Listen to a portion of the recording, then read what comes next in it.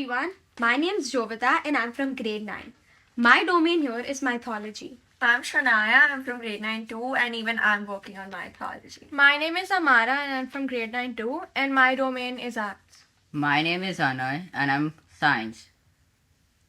Today, in this podcast, we're going to share about how each of these three domains are interconnected to the same concept as fire. Now, normally fire is used in destruction or creation, but from my research, what I got to know that it's also used as transformation. Now, paper burning art, there's a ritual that goes on in it called Zozobara. It's a ritual where people actually write down their regrets or worries, and then that on a piece of paper, and then they burn it in the Zozobara effigy, symbolizing change, a new chapter, or a new beginning. It originally started in 1924 in Santa Fe, New Mexico, and the artist's name was William Howard Jr., and he created a 6-foot marionette to be burnt as a way to symbolize the release of gloom and anxieties. Oh, that's a really nice way to look at transformation. But when you look at Christian mythology, there's a negative side to it too. Like Lucifer, he was known as very angelic and the light bringer, but his sin was his pride. He wanted the light to not be reflected by God but be the source of it, and because of his wrongdoings, fire became his prison and more like his identity, wherein instead of being the good transformation, he transformed himself into something bad he didn't want to. In science, fire is very good as transformation as it helped us create and invent a lot of things. It helped us make food, it helped us give longer nights and work harder. So did it help us create normal things like engines and internet. Again, in mythology, fire wasn't just discovered, it was in fact created, gifted, stolen, and even born. It came from gods, volcanoes, lightning, and divine beings. And through all these mythology stories, it became the foundation of civilization, culture, and even identity. Adding on to Jovita in Greek mythology, Prometheus stole fire from the gods, and also in some regions it's believed that Prometheus made humans from clay. So, in order to make them strong and give them knowledge, give them power, he used fire. Again, when you use in science, you use heat and cooking in order to create something. He created humans who were more knowledgeable and they were intelligent, so that they could lead to the development of the civilization. Something that really interested me on while I was doing my research was actually pottery and pit firing. It was actually discovered during ceramic studies about 20 years ago, and the people who actually found it, they immediately connected it with its adventure and unpredictable nature. And they actually it's quite interesting because it kind of adds a science element to it by so the salts give the orange colors in the pit fire, and the copper carbonate will give the reds for reduction, which is important to try, and which is why it's important to try and seal the pit with metal sheets while it's burning so that the pots don't go black.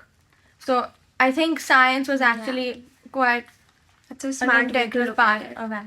Connecting to Shania, controlled fire was one of the first human innovations which happened a million years ago. It helped us a lot.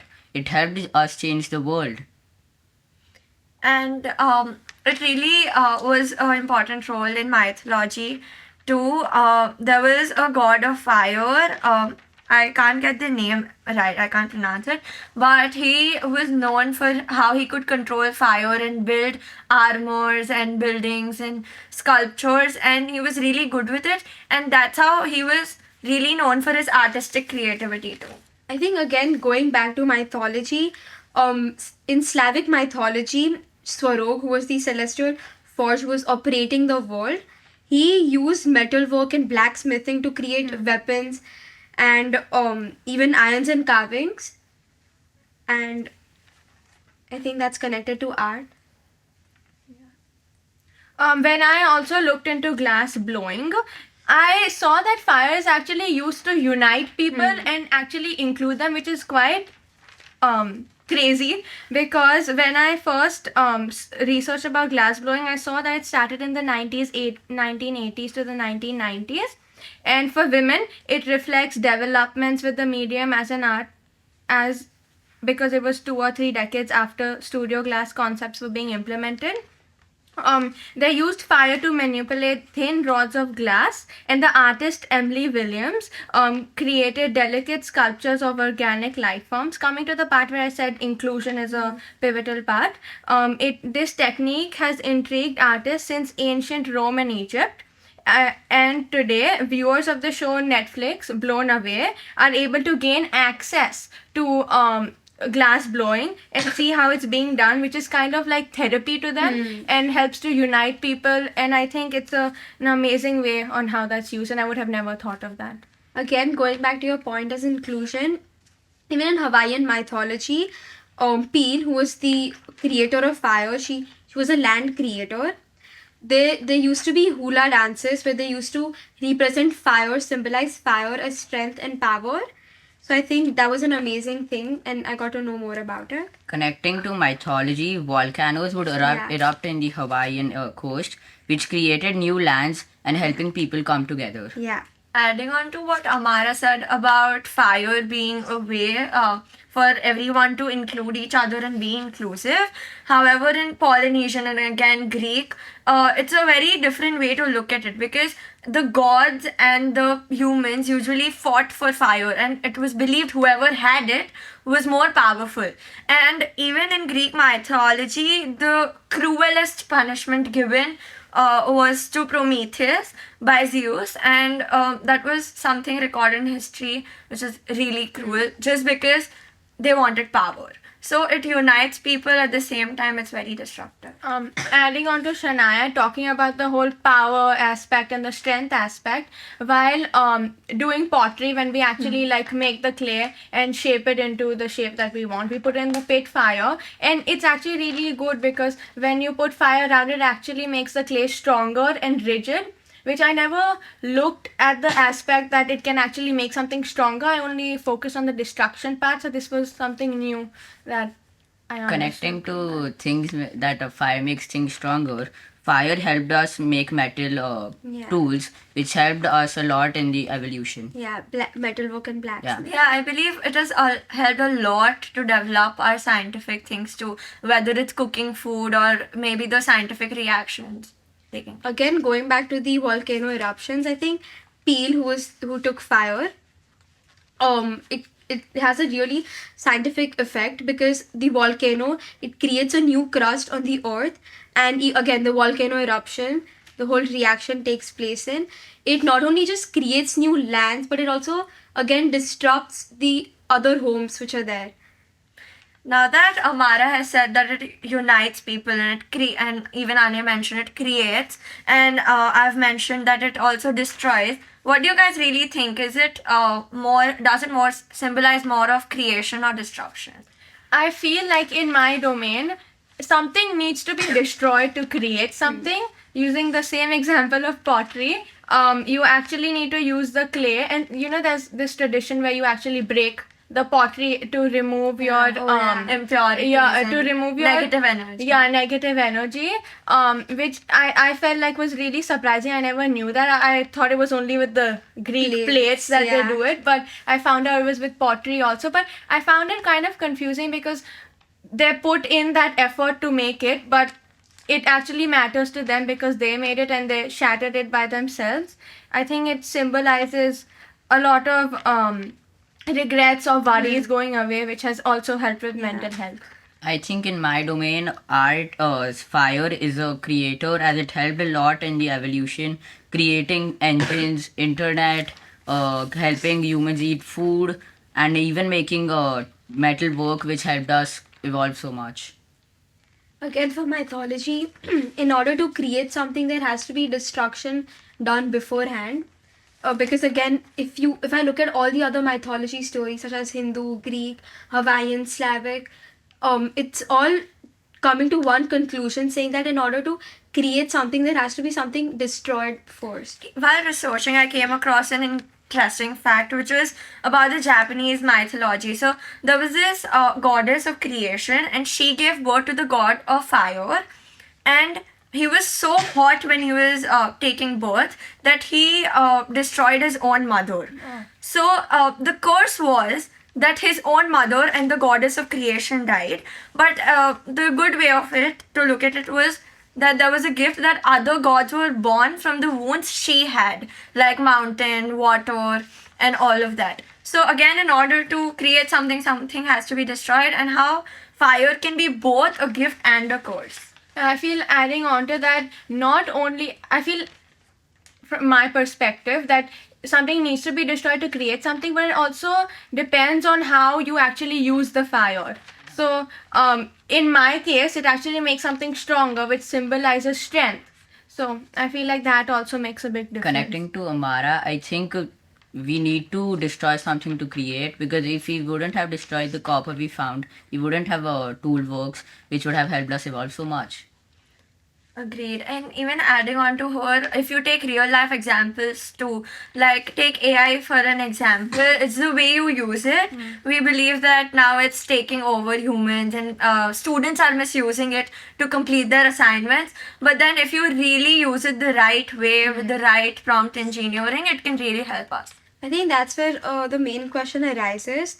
So when we talk about science, we mostly talk about the energy release, and in mythology, we talk more about the spiritual powers and the faith.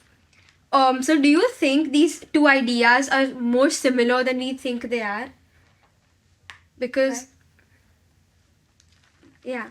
Yeah, even rooting back to the Agni Pariksha, Yeah. which Sita gave, she knew she was pure. However, she chose to give the Pariksha in order to show that it does not destroy the person or does not harm, but just purifies it and shows what the truth is. And Yeah, I You think know? that's similar to what she said, the pottery plates. Something else that I also discovered, that fire can also give a lot of things texture, and I never saw it from that kind of viewpoint. And texture kind of symbolizes something from your own perspective, like something that you want, something that's only catering to yourself. And I feel like it can help give someone their personality, and that's pretty much it. adding on to personality, fire does not only show certain emotions, it's a mix of all of them, whether it's anger and love or creation or destruction. And it symbolizes a lot of emotions, which is exciting at the same time confusing. I feel like it also makes imperfections okay, because the soot that's burnt around the pottery and the burnt lines that are there, it kind of shows imperfection, and it kind of shows that it's okay to be imperfect and that it's normal, and it kind of gives you your own flair.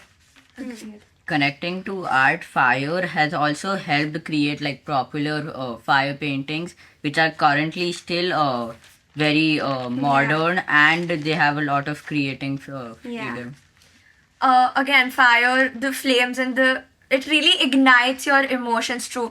So even in Celtic mythology, which is from Ireland or Scotland, there was a goddess Bridget or someone who used to write poetry, and the inner feeling or the inner flames of her helped her be more creative and write her emotions down. You know, an interesting fact, when I was reading about Hindu mythology, I discovered about temple art where they actually use Agni carved with Agnis carved in fire temples with flames.